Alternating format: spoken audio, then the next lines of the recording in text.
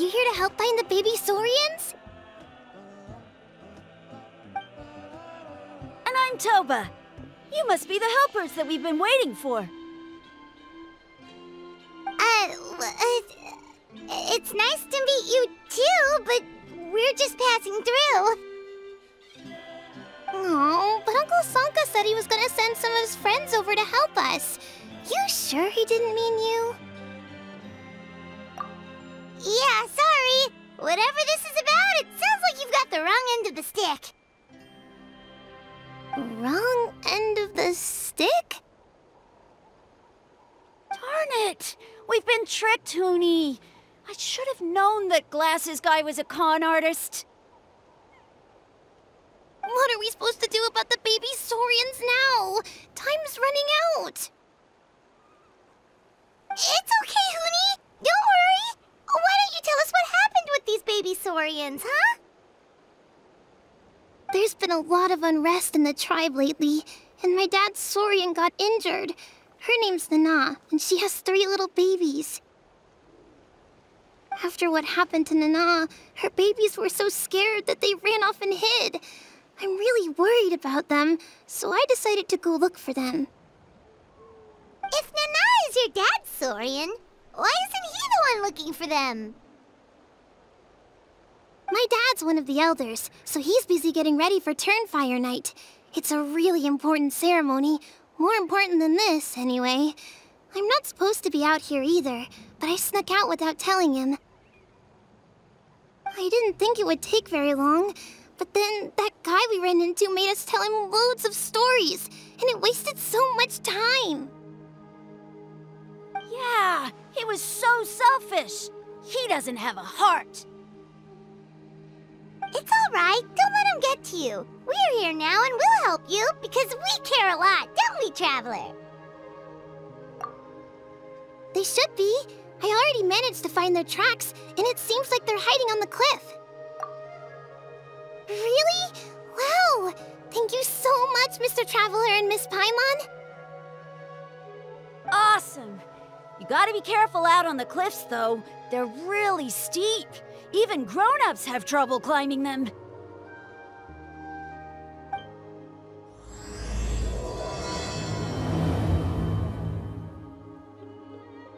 Goody said the baby saurians are on the cliff, so let's find a way up.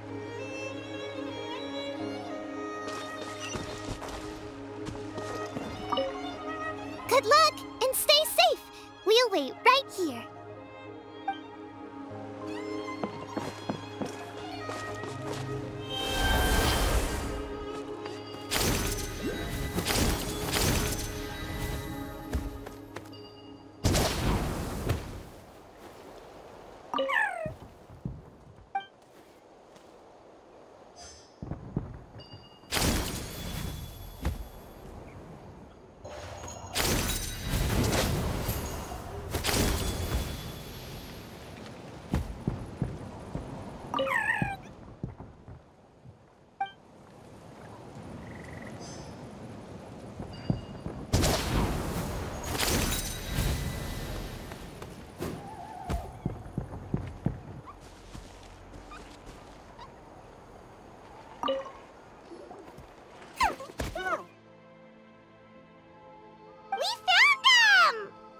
But what's that other...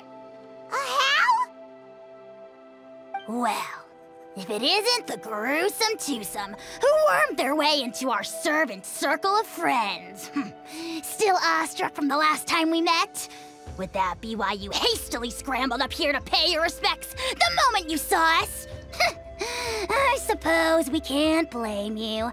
Such is the spell that our Majesty casts on our minions. Very well. You heathens leave us no choice. The almighty Dragon Lord, Kahula shall grant you the audience that you seek. Come, pucker up. You may now kiss our feet. Wait, aren't you like Kenichi's sidekick? What the heck are you going on about? You're somehow managing to be even more annoying than the last time we met. Silence! Who are you calling sidekick? We are the Dragon Supreme, sovereign ruler of the Nation of Flame. We shall have you know that last time, were it not for Kenichi's earnest pleading on your behalf, you would have received not a single word of mercy. Oh, come on. You talk big, but Kenichi clearly has you under lock and key. That's great, Sovereign, to you! You dare invite the wrath of the almighty Dragon Lord, Kahula. You will burn in Turnfire for 1,000 years for your blasphemy! If you must know, our humble servant begged us to investigate an abyss incident near Huitztlan, and we chose to grant his request. Abyss incident? See this little lizard? Its mother, a medium-sized lizard, came under the influence of abyssal power. In her confusion, she attacked my servant's tribe, then assailed her own offspring. Yikes. So how is she doing now? She was but a lowly bug fighting against the power of the abyss. Naturally, she has departed for the Night Kingdom. Such a fragile creature. Apparently, she ended her struggle by leaping from a cliff. Leaping from a cliff?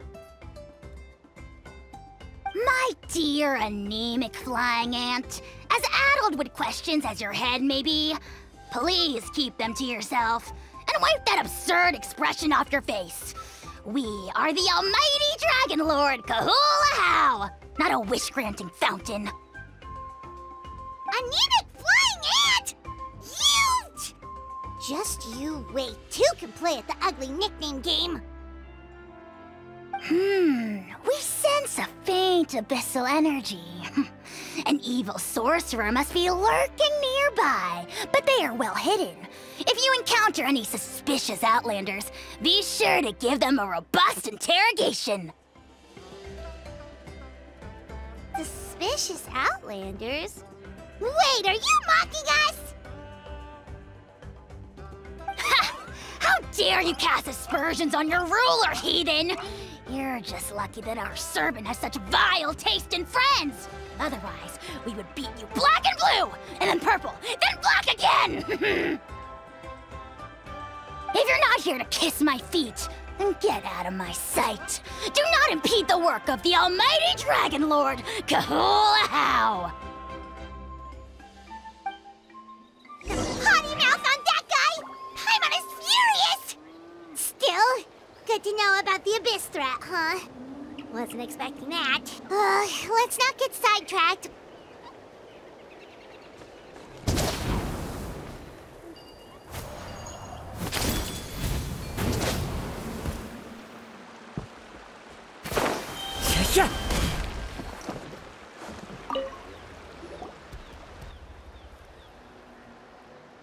Wow, you're back already?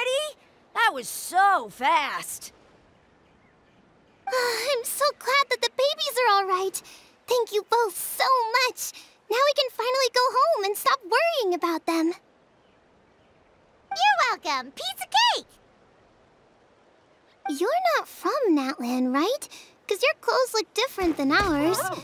Hey, you must be tired after all that climbing. You should come take a rest at my house. Yeah, please come. I promise you'll get a big Scions of the Canopy welcome. We love having guests, and you're really nice people. Not like Glasses Guy. By the sound of it, Glasses Guy wasn't from Natlan either, right? Uh-huh. Well, his clothes sure weren't. You know what? Now that I think about it, there was something really fishy about him. Really? Maybe he was the suspicious outlander that Ahau mentioned. Sure, if you're interested. Oh, let me think. How did the conversation go again? Oh, please, mister. I've told you so many stories already. When are you gonna help me find the baby story Just one more story. One more, I swear. Why don't you tell me more about that ball of fire? I heard that there was a huge transparent ball of fire that used to burn 500 years ago, 1,000 years ago, maybe even further back than that. Oh, you mean Turnfire. That's where the ancient name Malipo comes from. Oh, wow. So it was the origin of an ancient name. That's impressive. Uh-huh. There's a story behind every ancient name. The legend goes that the Turnfire first appeared in the era of the Grand Alliance. It was used by the tyrant Huitztlan to rule over Natlan and oppress anyone who opposed him. Turnfire is different from normal fire. If you get set on fire with it, you'll feel horrible burning pain from behind you, but you won't die from it right away. And whatever you do, you mustn't turn back to look at it. Why? What happens if you turn back? As soon as you turn around, poof! You get burned to a crisp. Well, good golly gee. I mean, it's one thing to singe someone's clothes, but burning people alive? That is a big no-no in my book. Right? How nasty is it to burn someone from behind and not even let them turn around to look? Huitztlan really was an evil tyrant. Yes, shocking behavior. Now, let me guess. Eventually, a valiant hero came to save the day? That's usually how these stories go. Good guess, Uncle Glasses. Seems like you really know your stuff. The hero was called Yupanqui. He's the ancestor of our tribe. Yupanqui was friends with Huitztlan the tyrant, and also Yupanqui, the first Pyro Archon. He was working as an ordnance officer for the Grand Alliance at the time. He didn't like how Huitztlan was such a cruel tyrant, so he stole the Turnfire and threw it at the Huitztlan's army. The soldiers couldn't defend against it, and they all got turned to ash. And that's how our ancestors set our people free. But just as he was about to leave the city, he thought he heard Huitztlan calling out to him from behind. It caught him off guard, and he turned around to look. But Huitztlan wasn't there. All he saw was a city burned black, an army in ruins, and giant flames reaching up into the sky. A split second later, the flames he saw burst out from inside his eyes and swallowed him up. All it took was a single glance. As soon as he looked back, he was burned to a crisp. The question is, was this the price he paid for stealing the Turnfire, or the price of turning back? Nobody knows the answer. But the fire that consumed Yupanqui burned more fiercely than any other. It burned for 100 days until it burned a hole right through the ley lines. And then, the flame dropped into the deathly dark Night Kingdom, where it still burns to this day. The grown-ups say that it lights up the path that leads to the next life. But for the dead to be reborn, they have to accept the flames and be purified by the fire first. It's like a final look back at your life, where you have to answer for everything you did. Anyway, that's the story of Yupanqui's Turnfire. Ah, a fine parable indeed. So, is it true? Is it really possible to find this fire in the Night Kingdom? I don't know. I think it's just a story. Either way, I assume this name has been passed down in your tribe ever since? Sure has. It went to Burkina, the hero that we celebrate on Turnfire Night. But that was 500 years ago. Yeah, and now it belongs to Kanich, so we often call him Malipo Kanich.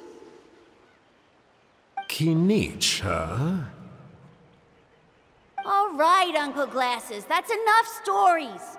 Now, can you please go find the baby saurians for us like you promised?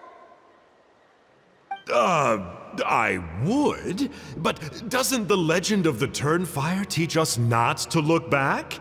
Let's not go dredging up the past. Tell me more about this Kinich guy. One more story, I swear. Starting now. No? Careful, Toba. You look dangerously close to cursing me out right now. Tut tut, we can't have that. Cursing is for grown-ups only. Uncle, you'd better not be trying to trick us, or the Turnfire will get you when you die. How would it get me if I'm outside of Natlan? Uncle Glasses isn't from here, you know. Unlike you. Huh? Wait, is that?